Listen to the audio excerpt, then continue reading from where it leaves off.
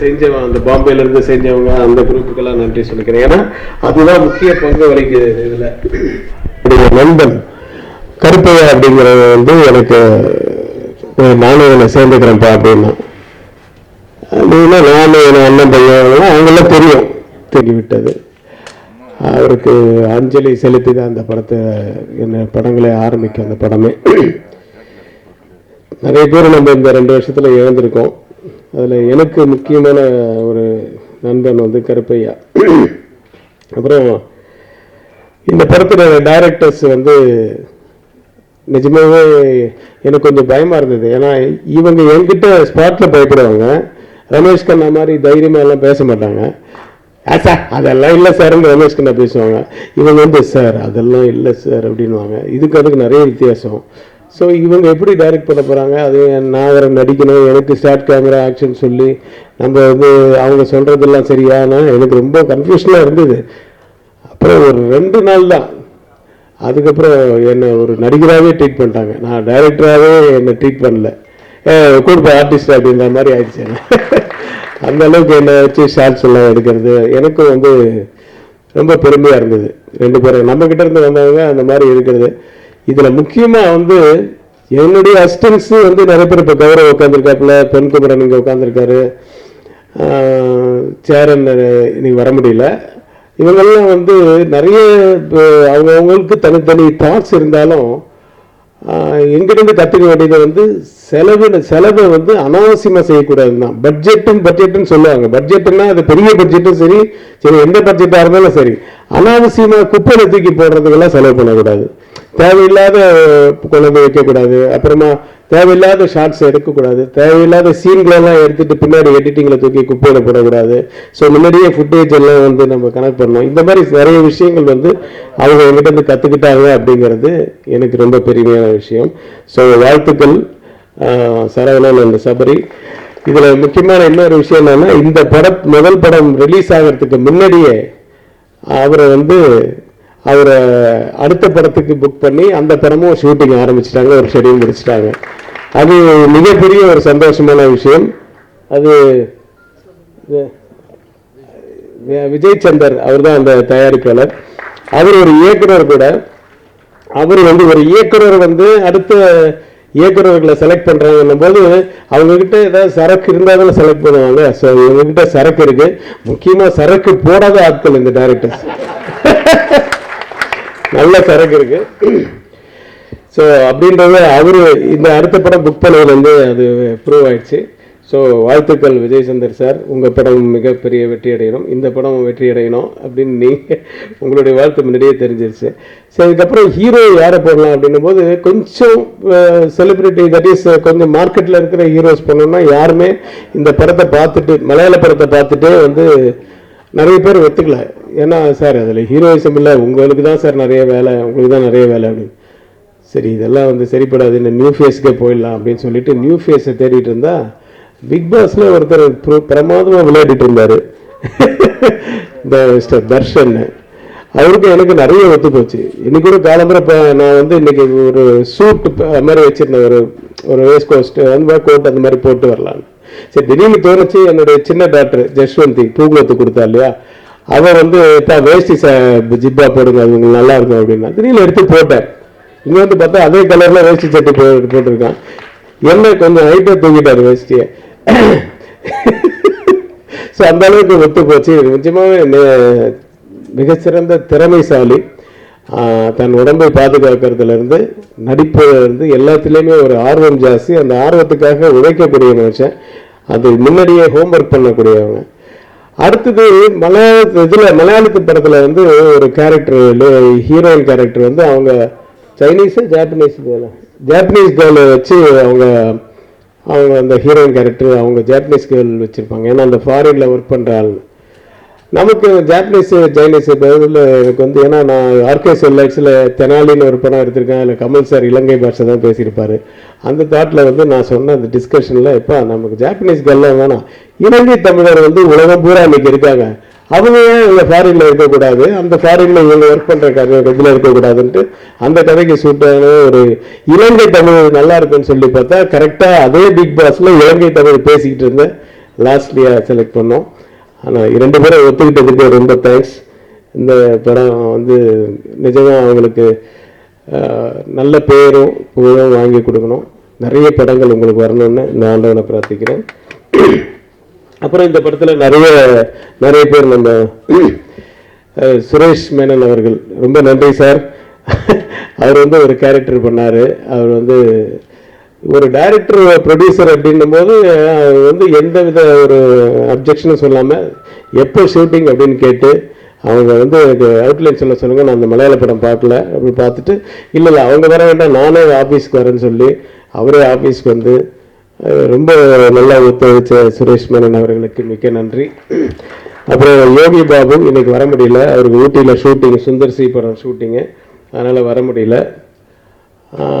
யோகி பாபு தெரியும், சின்ன புது டைரக்டர்ஸு புது ஹீரோ ஹீரோயின் அப்படின்றதெல்லாம் இல்லாமல், அஃப்கோர்ஸ் நான் அங்கே இருக்கேன்னு வச்சுக்கோங்க, பட் நான் எல்லா நாளிலுமே இல்லையே, நான் இல்லாத சீன்ஸும் இருக்கும். ஸோ அந்த மாதிரி நேரத்துலலாம் கூட அவங்களுக்கு ரொம்ப டைரக்டர்ஸுக்கு அவங்களுக்கெல்லாம் நிறைய ஒத்துழைச்சு அவங்களுக்கு மிகப்பெரிய ஒரு சப்போர்ட்டாக இருந்த யோகி பாபுவுக்கு நன்றி. மற்றபடி இங்கே பூவையார், ஃபேமஸ் பூவையார், அப்புறம் பிளாக் பாண்டி, இவர்களுக்கெல்லாம் நன்றி நடித்து கொடுத்ததில். மற்றபடி நிறைய ஆர்டிஸ்ட் எல்லாம் இருக்காங்க, எல்லாருக்கும் நான் ஒருத்தரை பேசணுன்னா ரொம்ப நேரம் ஆகும்.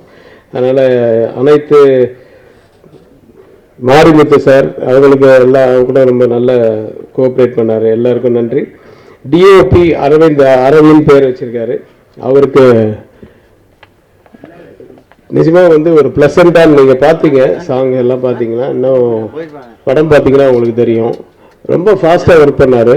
அவர் உள்ளுக்குள்ளே வரும்போதே சொல்லிட்டார், சார் நீங்கள் ப்ரொடியூசர்னு சொன்னதுனால நான் வந்து எப்போ எனக்கு செட் ஆகிட்டேன் அப்படின்னு. ஓகே, இது ரொம்ப சுத்த போகிறாங்க அப்படின்னு, ஏன்னா ஃபாஸ்ட்டாக நீங்கள் எடுக்கக்கூடியவர் அப்படின்ட்டு. ஆனால் ரொம்ப எங்கே டைம் கொடுக்கணுமோ அங்கே டைம் கொடுத்து எங்கே இது பண்ணாங்க அந்த மாதிரி டேரக்டர்ஸ் இருந்தாங்க சார், எனக்கு ரொம்ப ஹெல்ப்ஃபுல்லாக இருந்தது அப்படின்னு சொல்லி அரவிந்த் சொல்லிட்டாரு. அவர் இப்போ 4 படம் ஒர்க் பண்ணிட்டு இருக்காரு, அடுத்தது நான் கூப்பிட்றேன், அவருக்கு டைம் இல்லை. ஸோ அந்த அளவுக்கு பிஸி ஆகிட்டாரு.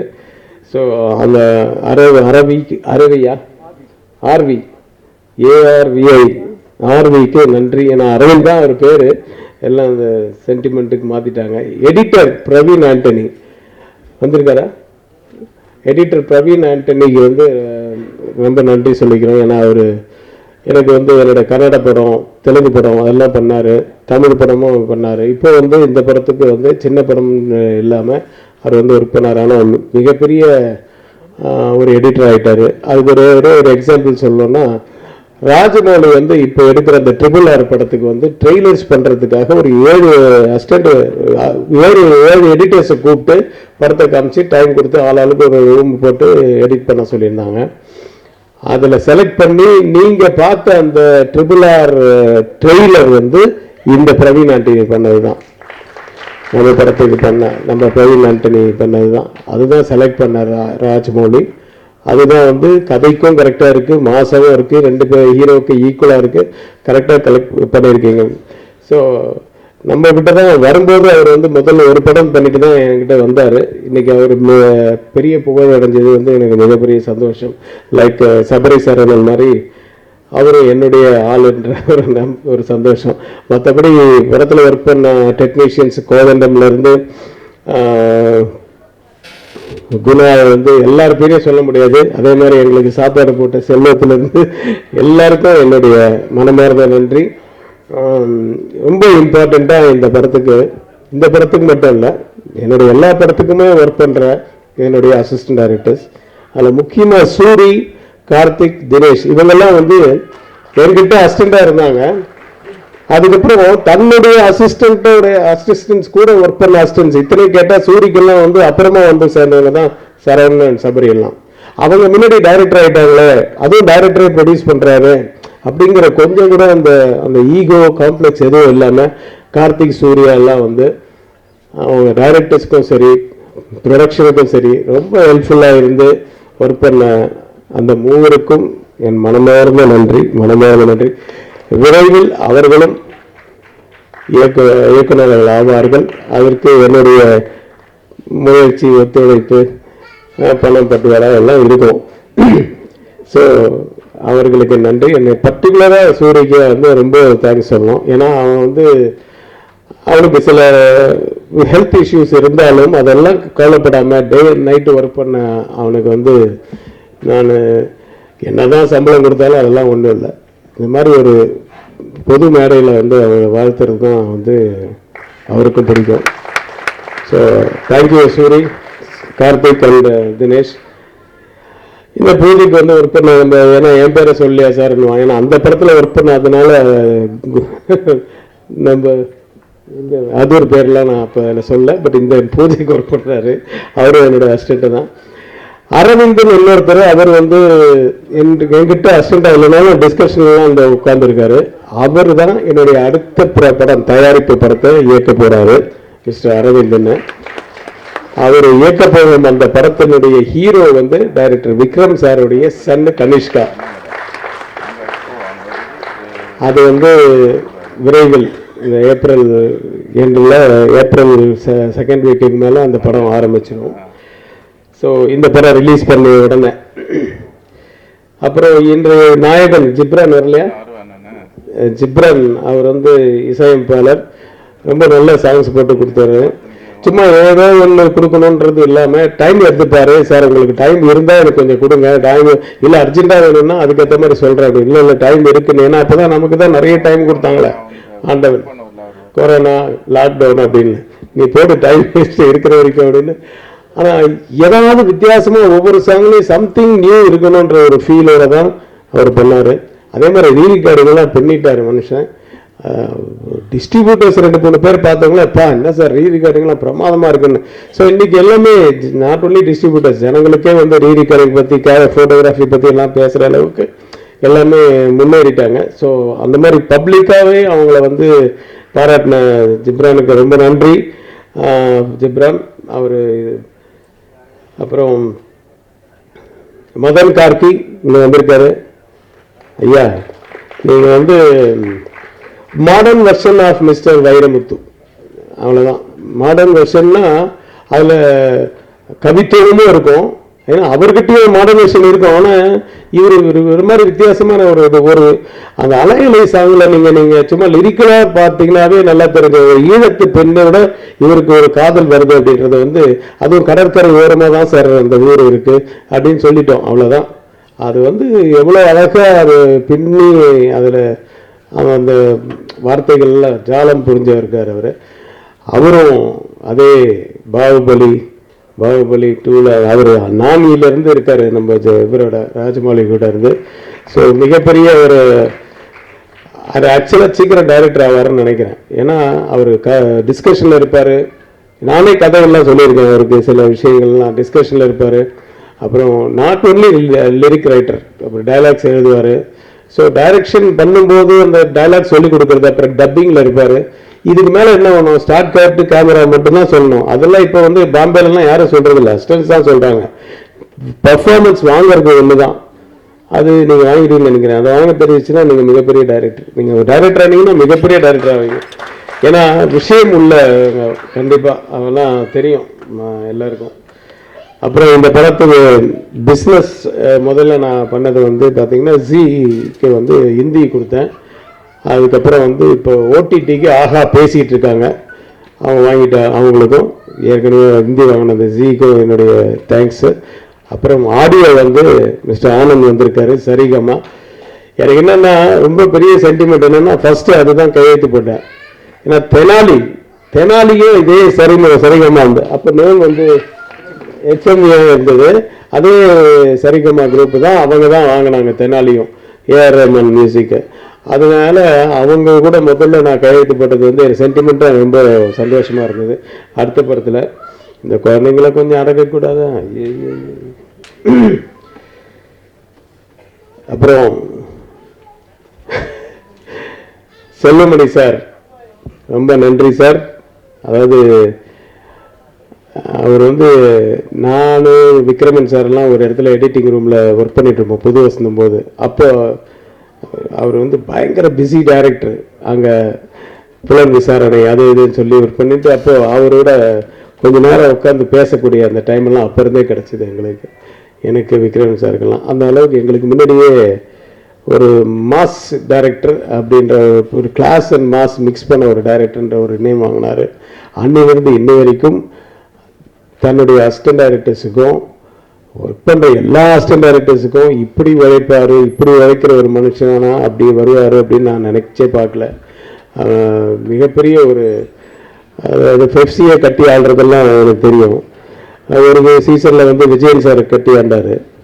அதுக்கப்புறம் தான் அந்த வெறுப்பில் தான் நான் வில்லன் ஒரு படம் எடுத்து விஜயன் சாரை கட்டி ஆண்டேன். இப்போ அவர் வந்து ரொம்ப நண்பர் ஆகிட்டார். சொல்கிறேன், அதெல்லாம் பெப்சி வந்து அப்படி ஒரு பட்ட ஒரு இடம். அதெல்லாம் வந்து அது நல்ல பேர் எடுக்கிறது மட்டும் இல்லை, அது நல்லது செய்கிற ஒரு எண்ணம் இருக்குது இல்லை, அதுதான் மெயின். அது தானே பேர் வந்துடும். ஸோ இந்த விழாவிற்கு வந்த செல்வமணி சாருக்கு, அப்புறம் அதே மாதிரி ஆர்வி உதயகுமார் சார், அதான் என் பொண்ணு பூபந்து எடுத்துக்கிறதுக்கு சொன்னார், இது இன்னதான் மலேசியாலெல்லாம் தோலில் தூக்கிட்டே அலைஞ்சான்ட்டு அந்த மாதிரி இன்னைக்கு டாக்டரு ஜஸ்வந்தி உதயகுமார் சார் அந்த அளவுக்கு பழக்கம். பேரரசு அந்த யூனியனுக்கு போனதுக்கு அப்புறமா பழக்கம்.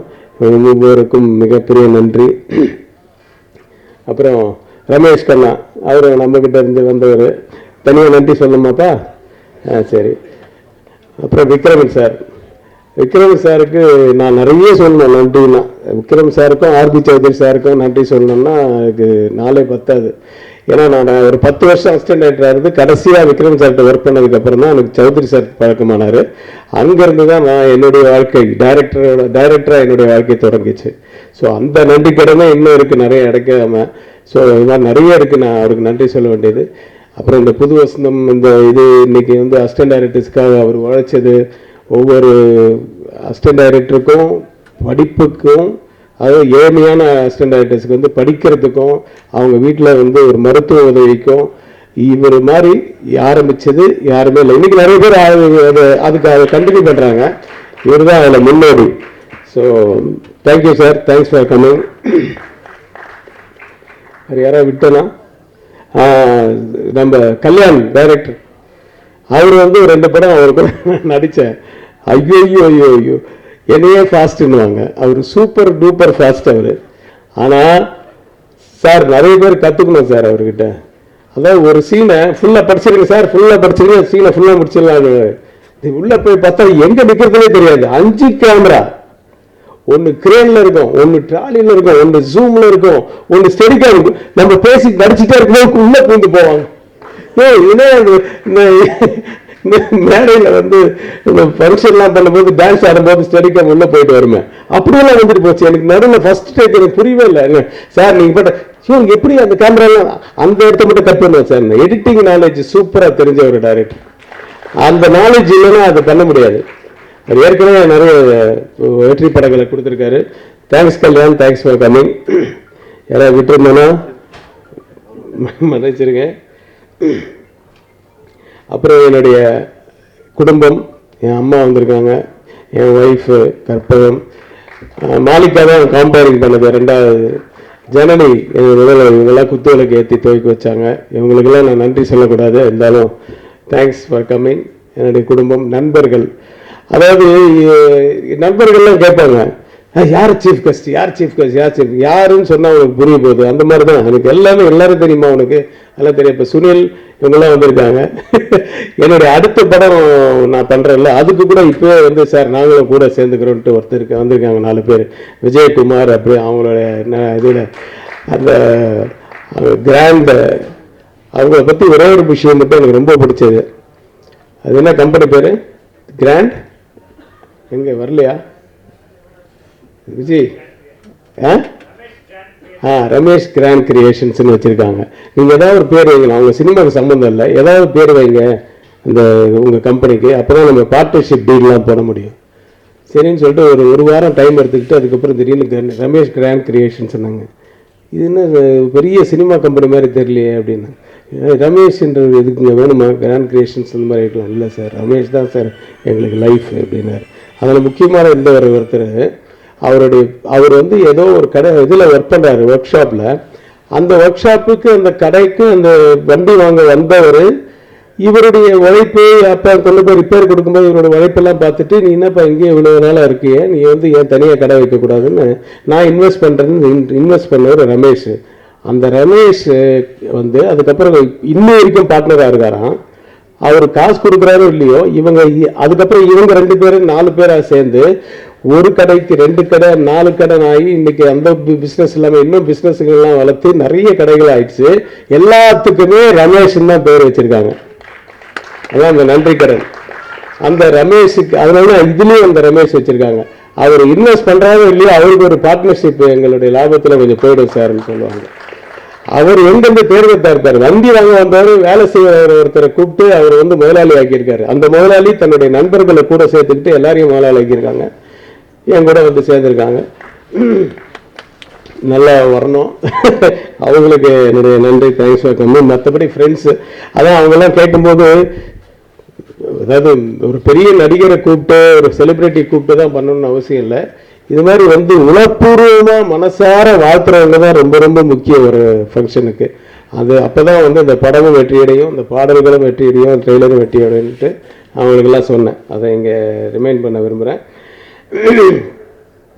அப்புறம் ப்ரெஸ்ஸுக்கு வந்து ஒரு மேட்ரு, படம் ரொம்ப நல்லா வந்திருக்கு. குழந்தைங்களுக்கெல்லாம் ரொம்ப பிடிக்கும். லேடிஸு குடும்பமாக வந்து பார்ப்பாங்க தேட்டரில் அப்படின்னு நான் சொல்லவே மாட்டேன். நீங்கள் தான் படங்களை பார்த்து சொல்லணும். அப்புறம் ஜனங்கள் அந்த படத்தை பார்க்க வைக்கணும். ஸோ ஏன்னா இது நம்மளே நம்ம தற்பெருமையாக சொல்லிக்க முடியாது படத்தை பற்றி. நான் நன்றி கூறுவதும் நான் வந்தேன். அது வந்து முதல்ல பேசிட்டா பெட்டராக இருக்கும்னு சொல்லி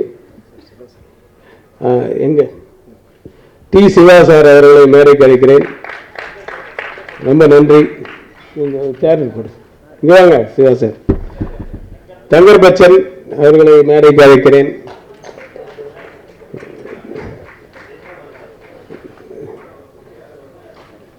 சிவா சார் வந்து active film producers council,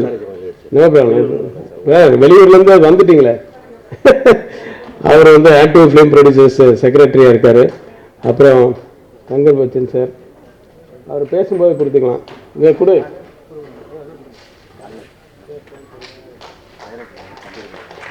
Thangar Bachchan sir கொண்டு கொடு. இப்போ வந்து ப்ரெஸ்ஸுகள்லாம் வந்து என்ன பண்ணுவாங்க, சில நேரத்தில் நிறைய ஃபங்க்ஷன் வச்சுருப்பாங்க. இதுக்கப்புறம் பேசி முடித்து கடைசியில் நம்ம அந்த ட்ரெய்லரை ரிலீஸ் பண்ணணும்னு வச்சுங்க, ஒருத்தராக போயிடுவாங்க. அதனால் ட்ரெய்லரை முதல்ல ரிலீஸ் பண்ணிடலாம்னு நினச்சேன். ஒரு பெரிய நடிகரை தான் கூப்பிட்டு எல்லாம் பண்ணணும் அப்படின்றதெல்லாம் மற்றவங்களுக்கு விருப்பத்துக்காக நான் அப்படி முயற்சி பண்ணேன். நிறைய பேர் ஊரில் இல்லை, நிறைய ஷூட்டிங் இருக்கு அப்படின்னு அவங்க சொன்னாங்க. சரி, எல்லாருக்குமே ஒரு சீசன் தானே, சீசன் மாறி மாறி தானே வரும். அதனால் நமக்கு மறுபடியும் சீசன் வரட்டும்.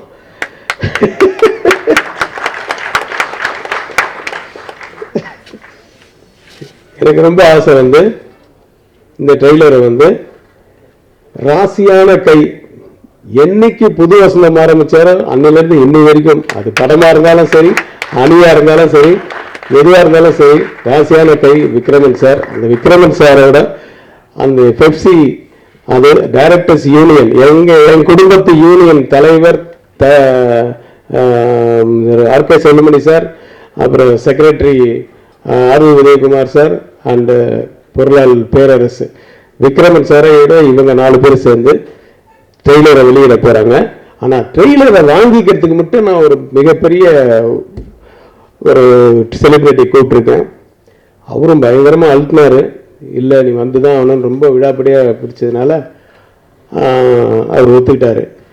இவங்க ட்ரெய்லர் ரிலீஸ் பண்ணால் அவங்க வாங்கிப்பாங்க. இந்த ட்ரெய்லர் கொண்டாங்கப்பா. என்னன்னா நான் தான் போய் அவர் கூப்பிட்டு வரணும், இல்லைன்னா வரமாட்டேன்னு. ரொம்ப புதியாக முடிச்சவர்.